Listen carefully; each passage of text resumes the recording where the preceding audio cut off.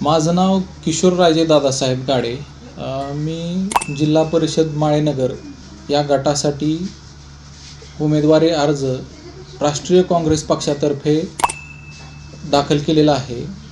तर मी या माळेनगर गटामध्ये असणारी 11 गावं आणि त्या गावांचा सर्वांगीण विकास, आजपर्यंत जो विकासाच्या नावावर जो काय इथल्या राजकीय लोकांनी जो चुकीचे सदस्य निवडून देऊन स्वतःची फजिता करून घेण्याचं काम जे झालेलं आहे ते कुठंतरी संपवायसाठी मी उमेदवारी दाखल केलेली आहे.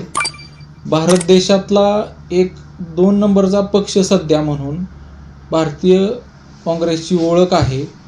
त्याचबरोबर जनमानसात जी सध्या भावना आहे, शेतकरी वर्ग असेल, महिला वर्ग असेल, युवा रोजगाराविषयी समस्या असतील, या सर्वच गोष्टींमुळे देशाची भरपूर प्रमाणात ऱ्हास झालेला आहे. तो ऱ्हास आपल्याला यापुढे होऊ द्यायचा नाही.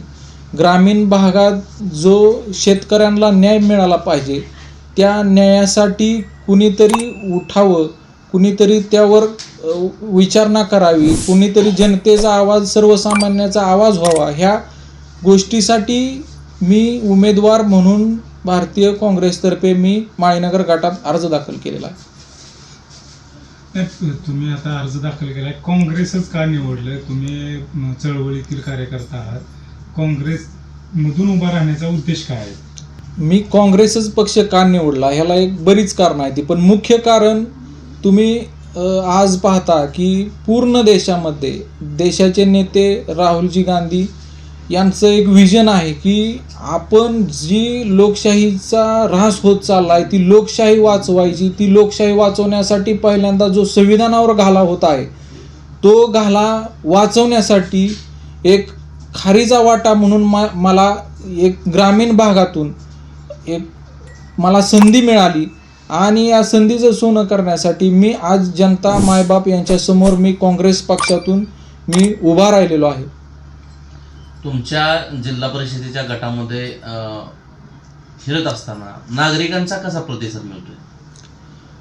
नागरिकांचा मी एक महिना झालं मी नागरिकांमध्ये आहे. या गटासंदर्भात मला चांगला प्रतिसाद मिळत आहे आणि विशेष म्हणजे त्यांच्यासोबत जाताना त्यांचं एक काही लोकांचं कसं असतं, तोंडाच्या वरून बोललेलं वेगळं आणि मनातून आलेले शब्द वेगळे. तर प्रत्येकासमोर गेल्यावर ते मनातून आलेल्या शब्दांइतकं आपुलकीची भावना, इतक्या दिवसातून काँग्रेसमधून इथून उमेदवारी तुम्ही दाखल करताय त्याबद्दल त्यांना असलेली चांगली भावना आणि उच्च शिक्षित नेतृत्व त्यांना त्यांच्यासोबत आहे ह्या गोष्टीमुळे त्यांना झालेला आनंद हा मला कुठेतरी मला लढण्यासाठी आणखीन आश्वित करतो. पुढं जाण्यासाठी मला काहीतरी अशी भावना, धाडसाची भावना माझ्यात निर्माण करतो. माळेनगर जिल्हा परिषद गट हा अतिशय ॲक्टिव्ह असणारा, इथं नेते मंडळी पण सगळ्याच पक्षाचे आहेत, चळवळीत मधील आहेत, शेतकरी संघटनेमधील आहेत. तर या ठिकाणी माळेनगर जिल्हा परिषद गटामध्ये इथल्या जनतेनं तुम्हाला मतदान का करावं याचं आम्हाला सांगा. मतदान करण्यासाठी आता जे बाकीचे पक्ष आहेत, शरद पवार गट असतील, त्यांनी युत्या कोणत्या प्रकारे केलेल्या आहेत, भाजपसोबत जे सत्तेत बसलेले आहेत त्यांच्यासोबतच युत्या केलेल्या आहेत. उद्या त्यांना जर मतदान करायचं झालं तर ते डायरेक्ट भाजपच्या सोबतच जाणार आहेत. त्याच्यामुळं जर तुमचं जर मतच तुम्ही कुठल्या पक्षाच्या ह्याच्यात जर देणार असाल तर ते भाजपलाच जाणार आहे ना. मग त्यांना मतदान करून काय उपयोग आहे जनतेचा? इथं तुमच्या गटामध्ये तुम्हाला आव्हान कोणाचं आहे? कुठल्या पक्षाचा असा कोणता उमेदवार आहे की तुम्हाला आव्हान देऊ शकतो? इथल्या माळेनगर गटामध्ये आव्हान सध्या मला असं कुणाचं वाटत नाही, कारण सर्व पक्षांचे जे उमेदवार आहेत ते अतिशय कधी जनमानसात नसणारे उमेदवार आहेत. कधी त्यांना म्हणजे एखाद्यासोबत कुठे काम करताना बघितलेलं नाही, कुठल्या जनमानसां प्रश्न सोडवताना कोणीही पाहिलेलं नाही असे उमेदवार दिलेले आहेत. फक्त पैशाच्या जोरावर कुठली तर निवडणुकीला सामोरं जायचं आणि निवडणूक झाली की त्यांचं काय तर ठेकेदारीचा व्यवसाय करायचा किंवा त्यावर त्यांची घरं भागवायची आणि जनतेला तसंच रिकामं सोडून द्यायचं. ह्या गोष्टींमुळे मला त्यांचं कुठलं आव्हान वाटत नाही कोणत्याही पक्षाचं. मी जनतेला मायबाप समजून मी जनते जी विचार करेल त्या गोष्टीवर काम करण्यासाठी मी आव्हान त्याच गोष्टीला फक्त जनतेलाच आव्हान मानतो. तुम्ही सांगितलं आता तुम्ही उच्च शिक्षित आहात, तर तुमच्याविषयी थोडी सविस्तर माहिती द्या. शिक्षण काय झाले, तुमचं चळवळीतलं योगदान काय, सामाजिक कार्यातलं योगदान काय, तुम्ही मागील किती वर्षापासून समाजसेवेत आहात? मी माझं शिक्षण पंढरपूर येथील सिंहगड कॉलेजमध्ये इंजिनिअरिंगचं शिक्षण झालेलं आहे आणि त्याचबरोबर मी इंजिनिअरिंग करत असताना मी BA पॉलिटिकल सायन्सचं सुद्धा शिक्षण घेतलेलं आहे. पंढरपूर येथे असताना मी विविध प्रकारच्या सामाजिक कार्यक्रमात असणे, विविध पंढरपूर येथील कार्यात किंवा जाणे, त्यांच्यासोबत विद्यार्थी आंदोलनात सहभागी होणे.